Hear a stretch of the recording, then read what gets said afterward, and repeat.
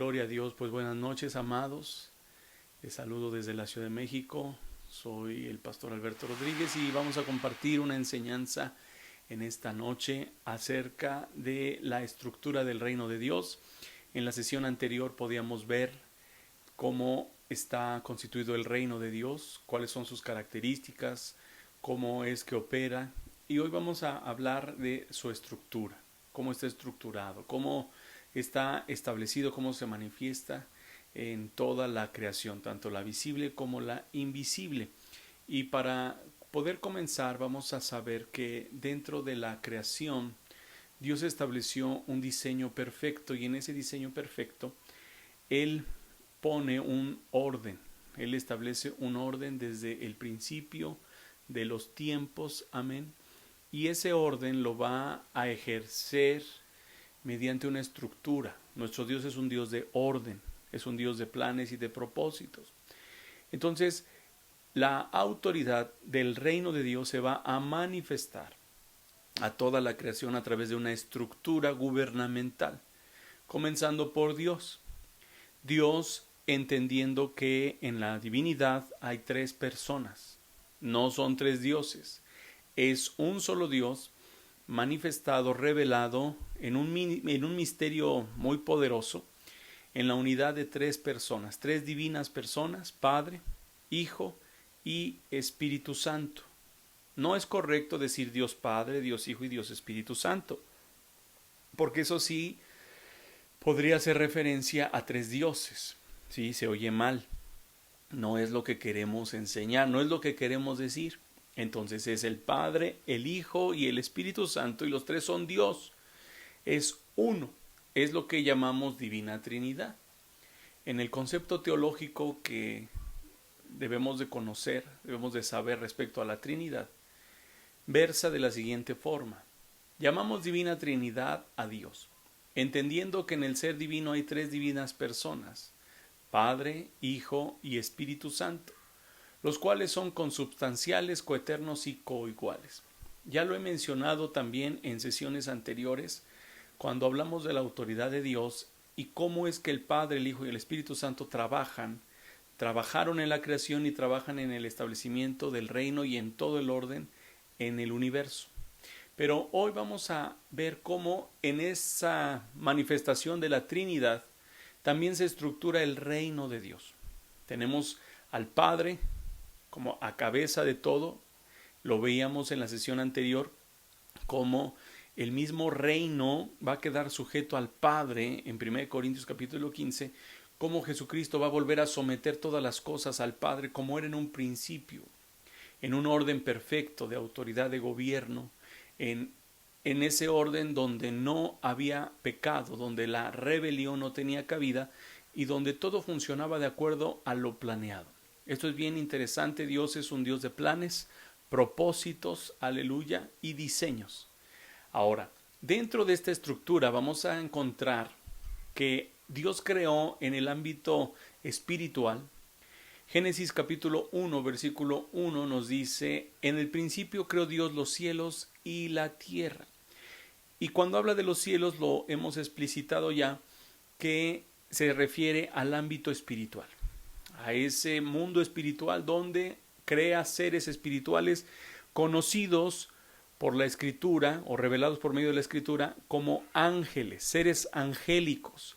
Y dentro de estos seres angélicos vamos a encontrar cuatro tipos, cuatro ángeles o tipos de ángeles que fueron creados con un propósito específico, con una naturaleza específica, con una función específica, y que nosotros debemos de saber porque, primera, el reino de Dios es un reino de orden y de autoridad. Entonces yo debo de saber cómo funciona la autoridad en Dios y cómo funciona la autoridad dentro del reino de Dios.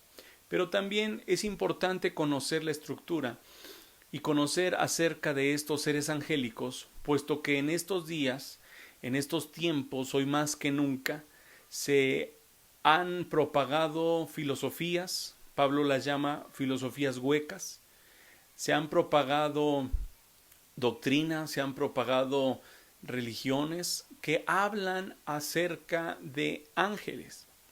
Y si tú no conoces realmente cómo es que Dios crea a los ángeles y cuál es su función, cuál es su diseño y su naturaleza, entonces vamos a tener problemas y podemos caer en confusión.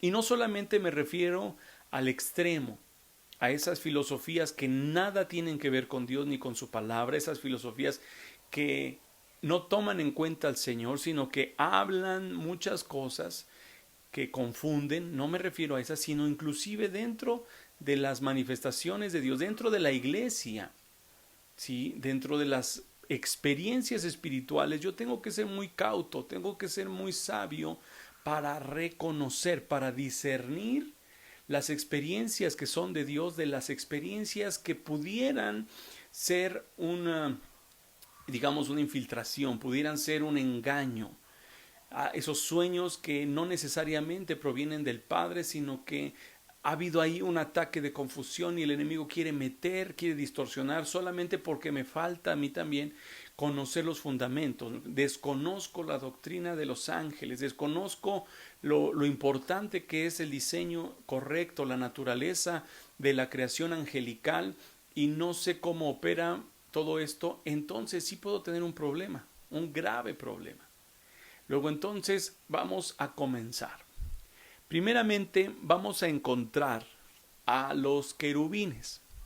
Los pongo en primer lugar porque los querubines son unos seres angélicos de suma importancia. Y la Escritura me enseña que ellos cargan la gloria de Dios. Ellos son los seres angélicos más cercanos a Dios. La Escritura me enseña que ellos guardan la gloria de Dios. El primer pasaje en la Biblia que se menciona a los querubines va a ser en el libro de Génesis, en su capítulo 3, cuando el hombre es expulsado del huerto, cuando el hombre es, digamos, condenado, sentenciado al destierro debido al pecado. Entonces el Señor los expulsa, dice en el capítulo 3, que los sacó Jehová del huerto del Edén, y dice que los echó fuera al hombre y lo puso al oriente del huerto, y puso al oriente del huerto de Edén querubines.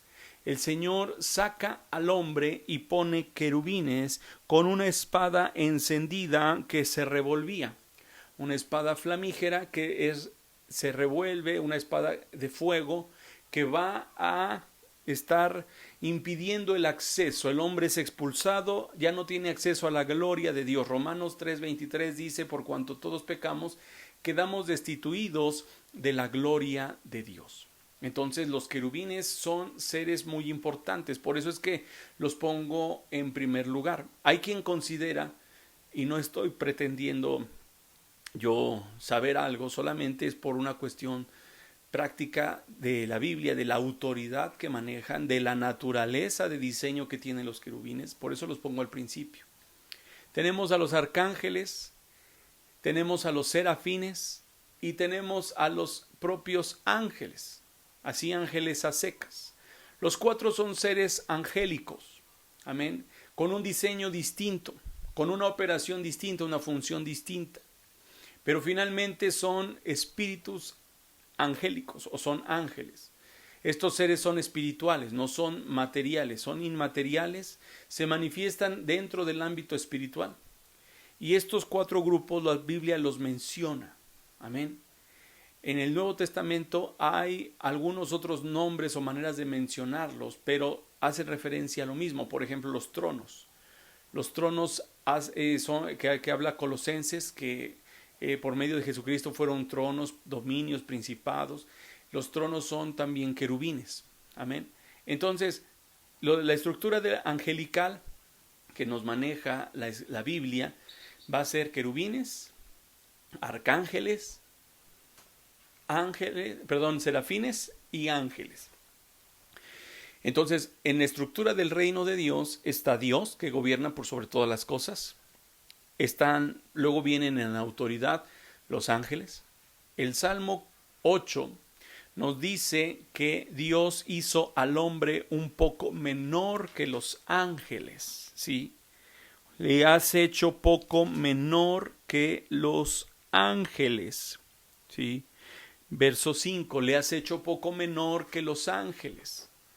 Entonces, en autoridad vamos a encontrar por naturaleza de diseño que el hombre va a ser inferior. Inferior porque es un espíritu pero tiene cuerpo, a diferencia de los ángeles que no tienen esta limitante del cuerpo.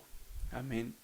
Y aunque al hombre fue hecho en un diseño totalmente diferente, por lo cual somos hijos de Dios a imagen y semejanza, sin embargo, en cuestión de autoridad, en cuestión de diseño, digamos de ser un espíritu con carne y los ángeles un espíritu sin carne, tenemos una dificultad y tenemos una diferencia. Dice, le has hecho poco menor que los ángeles.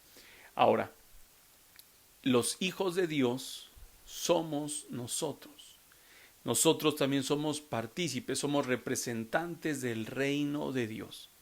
Entonces, recapitulando, la estructura de gobierno, la estructura del reino de Dios se manifiesta a través de Dios mismo, se manifiesta en lo que es ese ejército que la Biblia lo llama el ejército de los cielos, el ejército de ángeles, manifestado en querubines, arcángeles, serafines y ángeles propiamente. Y después nosotros, los hijos de Dios, que también somos representantes del reino de Dios, que ahora nosotros cargamos con una revelación que es poderosa y lo voy a dejar aquí para no extenderme en algunos tópicos, sino tratar de ir paso a paso. Entonces, sí es importante que nosotros lo veamos, porque si nosotros entendemos el diseño estructural del reino de Dios, pues vamos a operar mejor, vamos a poder estar en sincronía con la voluntad de Dios y con los designios de Dios aquí en la tierra, es decir, establecer los diseños del cielo sobre la tierra. Y esta es la cita que yo les hacía mención. ¿Qué son los simples mortales? Dice la Nueva Traducción Viviente, para que pienses en ellos, los seres humanos para que de ellos te ocupes. Sin embargo, los hiciste poco menor que Dios y los coronaste de gloria y honor, dice la Nueva Traducción Viviente. Pero las diferentes versiones dicen, lo hiciste poco menor que los ángeles. ¿Sí? Entonces, lo coronaste de gloria y de honra, porque el ser humano tiene un diseño creacional muy particular. Sin embargo, a comparación de los ángeles tenemos una limitante. Ahora, comencemos con los querubines. Ya me había adelantado un poco. Los querubines dijimos que son los seres angélicos de mayor poder y autoridad porque están en la presencia misma de Dios. No todos los ángeles, aunque están en el cielo, están directamente en la presencia de Dios. No todos tienen acceso a la manifestación de la gloria de Dios. La gloria de Dios es la manifestación más fuerte y más poderosa de Dios. A esa manifestación, a esa revelación, no todos tienen un acceso total.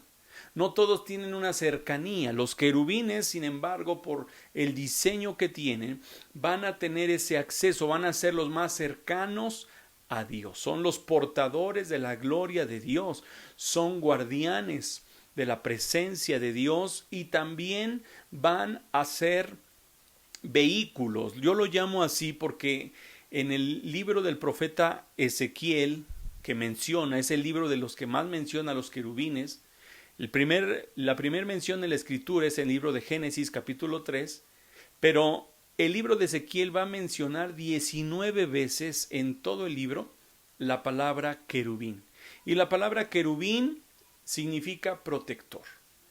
Viene del hebreo querub, que significa protector. Y son los seres de mayor rango y autoridad. Ahora, Ezequiel y Apocalipsis nos van a hablar de estos seres como los seres vivientes. Hay bastantes datos, bastantes elementos para poder afirmar, como lo han hecho a varios teólogos, que los seres vivientes de Ezequiel y Apocalipsis son querubines. Y en esa manifestación estamos hablando de seres angélicos que en el caso de los querubines sí tienen alas. Amén. Tienen alas y la Biblia dice que son 4 alas. son 4 alas, es decir, son 2 pares de alas. A diferencia de otros que son mencionados en el profeta Isaías, que ahorita los vamos a ver, que tiene 6. Hago esta aclaración porque no nos interesa quizá dibujarlos. En la imagen que yo comparto, pues es meramente ilustrativa. No necesariamente es que sean así. Esta es una ilustración de alguien que viendo el pasaje, pues así lo entendió y lo pudo expresar mediante este dibujo o esta pintura. Pero no todos los seres angélicos tienen alas. Esto es bien importante. La Biblia habla de una especie o una compañía de ángeles que van a ser manifestados sin alas. En el caso de la Escritura vamos a ver que los propios ángeles son manifestados como varones vestidos de blanco, a semejanza de hombre, pero no con alas, no poseen alas. Aun cuando varios de ellos en el Antiguo Testamento se elevan al cielo, no manifiestan que lo hagan por medio de alas, que vuelen por alas. La concepción de los ángeles como seres alados viene de las culturas orientales como Persia, que maneja propiamente a los ángeles alados, es decir, que tienen alas. Pero en el caso de los querubines sí tienen alas. Los querubines sí tienen alas, son 4. Y estos seres solamente ministran a Dios. No hay ninguna evidencia en la Escritura que un querubín haya ministrado o haya tenido interacción con un ser humano. Amén. El único que interaccionó con un ser humano fue uno que ya había caído, que se había revelado ante Dios y que se manifestó como una serpiente en el huerto del Edén. Pero los querubines son exclusivos para el servicio a Dios.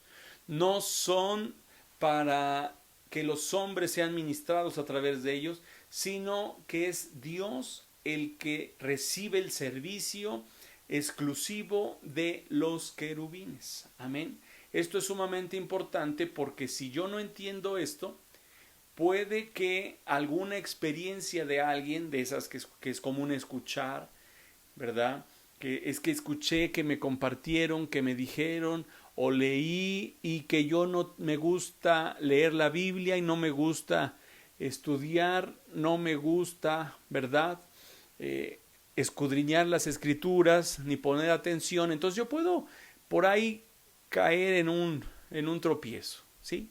Escritural, en un tropiezo doctrinal. Y esto es sumamente delicado porque es una delgada línea y una delgada línea muy, muy importante la que tenemos que guardar dentro del ámbito espiritual, es decir, en esa manifestación del ámbito espiritual, porque yo debo depender mucho del Espíritu Santo y debo depender de lo que Él ya me dejó como una base, como la palabra profética más segura. Amén. Entonces, Ezequiel, yo lo dije, 19 veces menciona a los querubines. Y tomo 2 textos de Ezequiel que habla en el capítulo 10 y dice: cuando el hombre entró allí, los querubines estaban de pie en la parte sur del templo y la nube de gloria llenaba el atrio interior. Entonces la gloria del Señor se elevó por encima de los querubines y se dirigió hacia la entrada del templo. El templo se llenó con esa nube de gloria y el atrio resplandeció con la gloria del Señor. Aleluya. Entonces, los querubines son mencionados primero en Génesis, son muy mencionados en Ezequiel, es 19 veces. El libro de los Salmos también lo va a mencionar. Y Ezequiel nos va a hablar de un querubín en especial.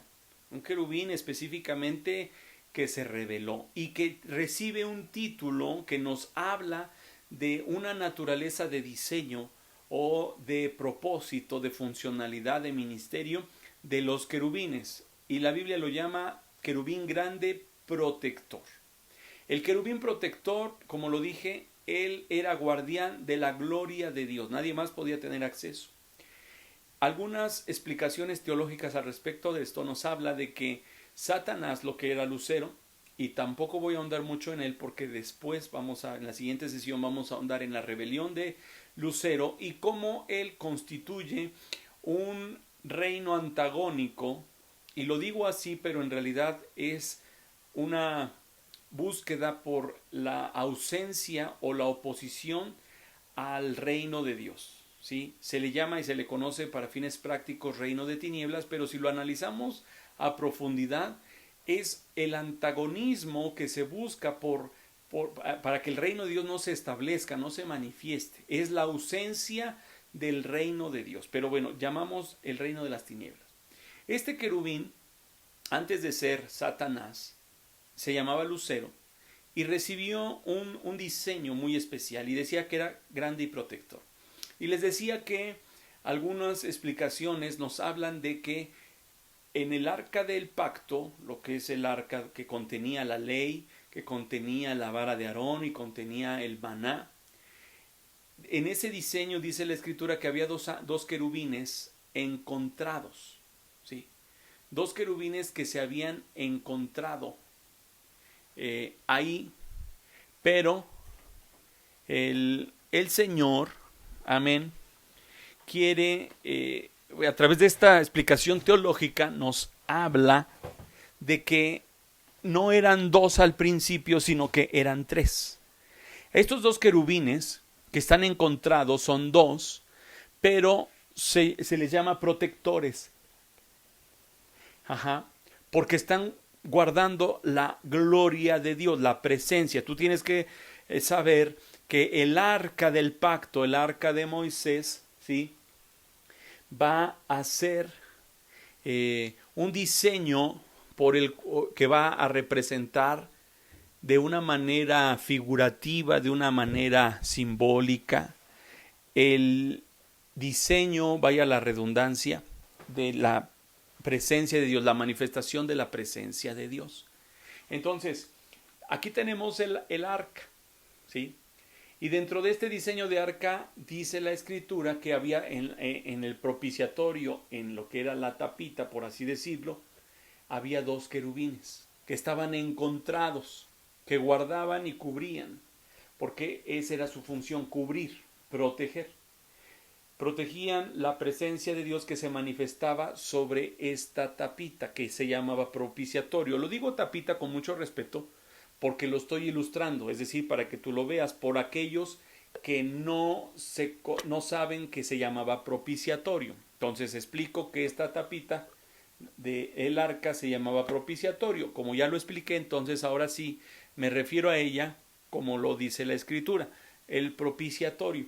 Y el propiciatorio estaba protegido por unos querubines, por dos. Este diseño de estos querubines, es decir, la función de estos dos querubines, cuando Ezequiel menciona de que era el protector, era un tercer querubín protector. Amén. Estos son los querubines protectores que llevan la gloria, que protegen la gloria de Dios, la presencia de Dios. Los querubines, reitero, no ministran a los hombres. Los querubines ministran solamente a Dios, portan la gloria de Dios, cuidan la gloria de Dios. Amén. Llevan la presencia de Dios sobre sí mismos. La Biblia nos dice que voló sobre un querubín, su presencia. Amén. Entonces, sí es importante que lo sepamos para que tengamos mucho cuidado. El siguiente grupo de ángeles que vamos a ver, que vamos a estudiar, son los arcángeles. Y los arcángeles son ángeles principales o príncipes, ¿sí? Príncipes angélicos. En el griego vamos a tener el término arx o arge, que significa primero en tiempo y primero en autoridad. Entonces, los arcángeles van a ser seres angélicos que menciona la escritura, ¿sí? Y que estos seres angélicos propiamente van a tener una autoridad como príncipes. La escritura, si somos estrictos en la escritura, al único que la Escritura, no Alberto Rodríguez, no, la Escritura, al único que menciona como arcángel es a Miguel. No estoy yo afirmando con esto que sea el único. Simplemente digo que la Escritura solamente menciona a Miguel como arcángel. ¿Sí? Se cree que hay otros. Es más, por diferentes teólogos se afirma que Gabriel, que se conoce como el ángel Gabriel, que llevó el mensaje a Daniel, que llevó el mensaje a María, que llevó el mensaje a Zacarías acerca de que su mujer iba a quedar embarazada. También a él se le da el título de arcángel porque su ministerio, su función ha sido muy importante, es decir, él es el ángel mensajero por excelencia, y a él se le conoce también y se le da el título de arcángel, el arcángel Gabriel. Amén. Entonces, al único que la Biblia, si somos estrictos, ¿verdad? Si somos así súper estrictos en la Biblia, el único que se menciona, la única vez que se menciona al arcángel como tal, alguien, refiriéndose a alguien específico, es a Miguel. Y eso está en el libro de Judas, ahorita lo vamos a ver. Pero en Tesalonicenses, el apóstol Pablo dice que cuando el Señor regrese, retorne, será manifestado con voz de mando, con voz de arcángel y con trompeta de Dios. Si afirmamos que fuera el único, pues entonces sería Miguel el que tocaría esa trompeta.